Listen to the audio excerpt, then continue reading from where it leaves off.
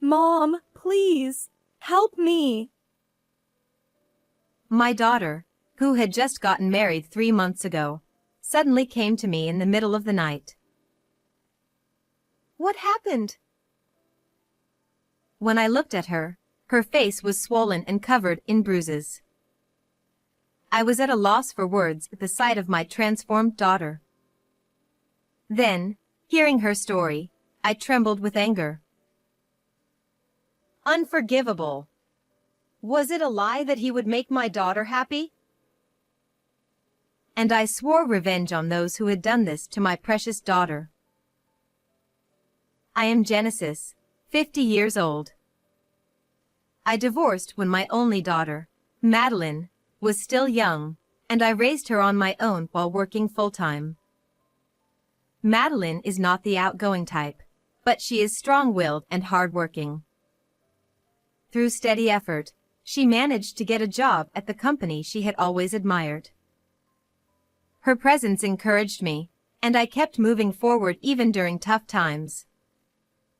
So, when she told me, "There's someone I want you to meet," my heart was filled with joy.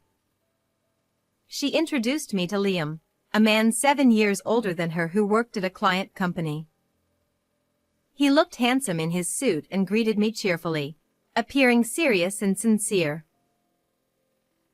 I came here today to ask for your permission to marry Madeline. However, after a brief introduction, he suddenly said this. Madeline was only 23 years old, and I learned that she had only been dating Liam for about 6 months. I was expecting to be introduced to her boyfriend, so I was honestly taken aback. Well, you both are still young, so maybe it's too early to think about the future?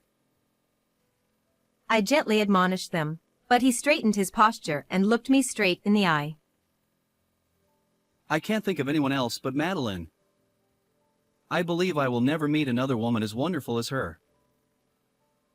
With a serious expression, he passionately conveyed how much he cared for Madeline. Liam, I feel the same way. Mom, please, allow us to get married. If you both are so determined, then I will support you. I was moved by his passionate feelings, and with Madeline's words, I approved of their union. Genesis, thank you. I will definitely make Madeline happy. Seeing Madeline and him looking at each other happily, I couldn't help but smile. Yet, after Liam left, I couldn't fully rejoice in their marriage, and a feeling of unease arose. Is this really okay? Isn't it too soon for them to get married?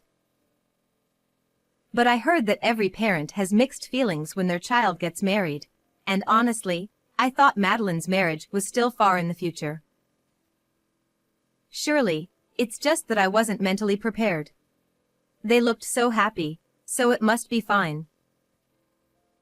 After that, the meeting with Liam's parents went smoothly, and the discussions about the wedding progressed well. Both Liam and Madeline are only children.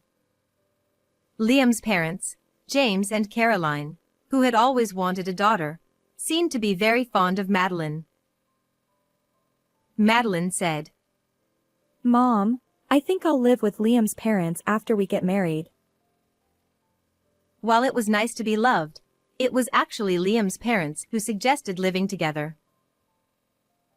Are you sure? I've heard that living with in-laws can be tough. Madeline replied, James and Caroline are very kind, and with Liam around, I have nothing to worry about. Well, if it's you, Madeline, I'm sure you'll manage. Madeline had always been straightforward and loved by her elders, so I believed she would do well. Besides, Liam's parents' house was only a 20-minute drive from mine, so I felt reassured knowing I could quickly get there if needed. The wedding went off without a hitch, and Madeline's new life at her in-laws' house began. I thought she would be enthusiastic and doing well, but about a month after she got married, things started to change. The daily messages from Madeline stopped coming, and even when I sent her messages, she rarely replied. I didn't want to interfere too much with Madeline's married life, but I was worried, so I decided to call her. Liam answered the phone. Oh, Genesis, what's up? Can I speak to Madeline? She's in the bath right now. She's doing well, so don't worry. His tone was gentle but firm, and I ended the call without hearing Madeline's voice. After that, I didn't receive any messages or calls from Madeline. I'll just go see her. Caroline had told me to visit any time, so I decided to visit Madeline's in-laws' house that weekend. Caroline answered the intercom and said, somewhat curtly, that Madeline and Liam were out. I'm sorry for coming unannounced. When will they be back? She sighed deeply and said, You should have called ahead. I don't know when they'll be back. I thought she was right, so I had no choice but to leave. I wondered if I was worrying too much, but I couldn't shake the bad feeling, especially since Liam and Caroline's attitudes seemed different compared to before the wedding.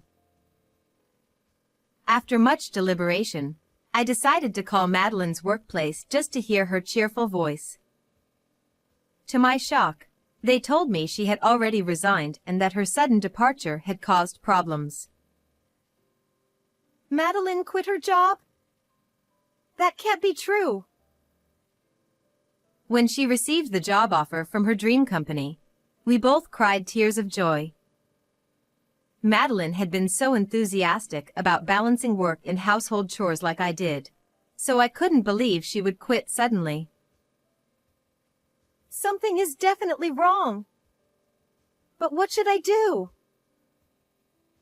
I wasn't sure if visiting her in-laws again would allow me to see Madeline, and I was even considering consulting the police when the incident happened. 2 days after learning about Madeline's resignation, it was late at night. Suddenly, the doorbell rang. Who could it be at 2 a.m.? Feeling suspicious, I cautiously peeked at the intercom screen. It was too dark to see clearly, but the figure looked like Madeline. I rushed to the door and hurriedly opened it. What happened at this hour? I've been worried since I couldn't reach you. Madeline said, Mom, I'm sorry. I was relieved to see her, but the next moment, I was speechless. Madeline's face was swollen beyond recognition, and her body was covered in bruises. What happened to you? How did you end up like this? Madeline, trembling and crying, started to speak haltingly after a while. Well, you see. She began to tell her story in a choked voice. After the wedding, Liam's attitude changed drastically. He said, Since you came as a bride, you should serve us. And treated her like a slave. Liam and his parents were responsible for her current state.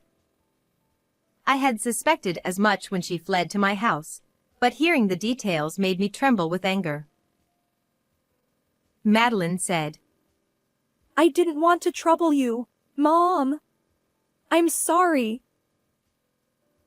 Seeing her sobbing, I felt a surge of desire for revenge against them. I want to make them suffer in hell. I vowed never to forgive Liam and his parents, who had promised to make Madeline happy but ended up hurting her so much. First, I let Madeline rest and waited for dawn to confront her in-laws. The next morning, I took her to the hospital for treatment. After that, we drove to their house. As expected, her in-laws were in an uproar when they realized Madeline was missing. James shouted, So you took her away. realizing it was me at the door. James yelled angrily. Can you explain why Madeline is in this condition? I questioned him firmly, undeterred by his reaction. Next to me was Madeline, her face still swollen and her wounds covered with gauze. Seeing her, they let us in, perhaps worried about the neighbors. The three of them showed a moment of hesitation but soon revealed their true colors. Caroline glared at Madeline and said, I just disciplined her a bit because she wasn't working properly. laughing scornfully. What are you saying? And Liam, didn't you promise to make her happy? Liam replied, Well, that's only if she fulfills her duties as a wife. But she was too focused on her job, so I submitted her resignation for her. Madeline hadn't quit her job voluntarily. Liam had submitted the resignation without her consent. By the time she realized it, it was too late, she tearfully explained. It was because he didn't like that she was coming home later than him due to her busy work schedule. Madeline was so happy to work at her dream company and was doing her best. Liam retorted, That's not my problem. If she can't balance both, she has to quit, right? Liam acted as if he was completely blameless. James added, My son is right. The other day, it took her an hour to make dinner. She can't do anything properly. James joined in, and Madeline muttered, That's terrible. while trembling. Then why don't you help her, Caroline? But Caroline, crossing her arms, said in a strong tone, When I became a bride, I was made to do everything and told to learn by doing. James chimed in, That's right. It's a generational change. But I was watching over her properly. They looked at each other and nodded in agreement, acting as if they had done nothing wrong. In reality, Caroline had pushed all the housework onto Madeline and did whatever she pleased. James, who had already retired and was at home, constantly monitored Madeline and interfered with everything she did. They even took her phone to prevent her from telling me about it and made sure she couldn't leave the house when I visited. And that wasn't all. Madeline believed that Liam would change and help her someday. Despite enduring the harsh treatment, the abuse from her in-laws only escalated. They made her eat leftovers and bathe in cold water, saying it was a waste of electricity. When Madeline couldn't take it anymore and complained that it was wrong, it led to the visible injuries on her body. Liam slapped her hard, calling her insolent. Caroline suggested re-educating her, and they took turns beating her with a mop. Finally, when she was released, Madeline felt her life was in danger. She waited until the three of them were asleep, then fled the house. She walked for over an hour and came to my house, barely escaping with her life. Before the marriage, you treated Madeline with care. Why have you changed so much?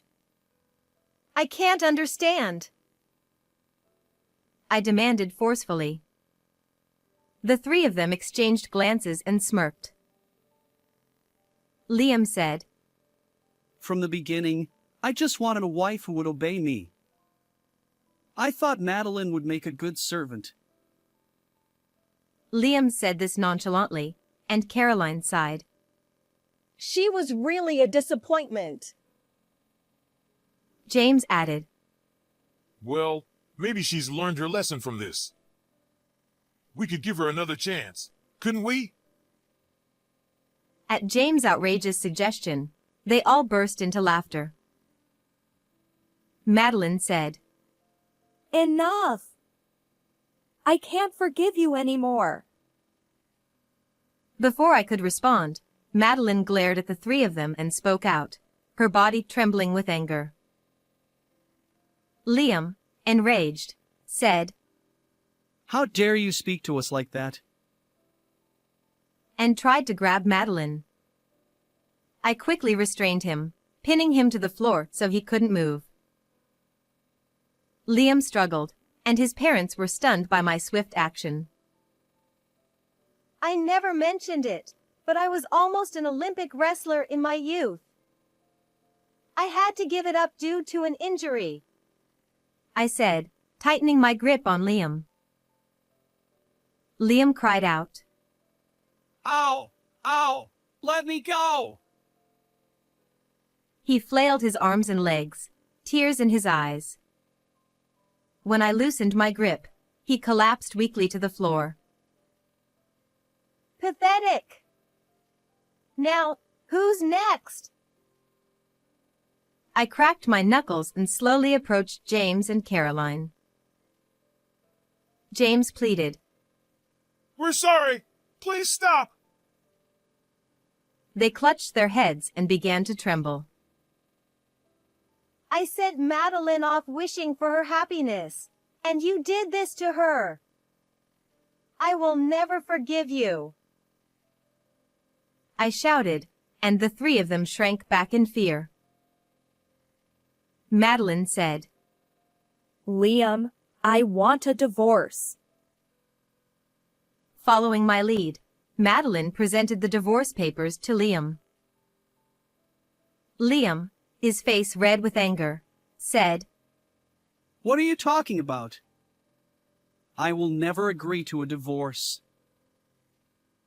This morning, I took Madeline to the hospital and got a medical certificate for her injuries. We also filed a police report. We have nothing to hide, and we will fight this to the end, I said, looking at each of them slowly. Now, they were sweating profusely, panicking, and shouting, Stop, please, and what about our reputation? Madeline said, I want a divorce as soon as possible. Seeing them in such a state, Madeline spoke with disdain. I look forward to seeing what happens next. You should regret what you've done. We gathered Madeline's belongings and headed for the door. Liam's pitiful voice called out. Wait, please. But without looking back, Madeline and I left the house confidently. After that, the divorce was finalized, and we claimed $20,000 in alimony. The police accepted our report, and the three of them were questioned. Although they were released soon after, the police visit to their house became a topic of gossip in the neighborhood, and they were shunned. As for Liam, when Madeline reported his abuse to her former colleagues, the news reached his company, and he was removed from the fast track to promotion. Meanwhile, Madeline took her time to heal both physically and emotionally at home and then started looking for a new job. As for me, my life is just beginning. I have started training to become a wrestling coach. How did you like this story? Please don't forget to subscribe to the channel. See you in the next video.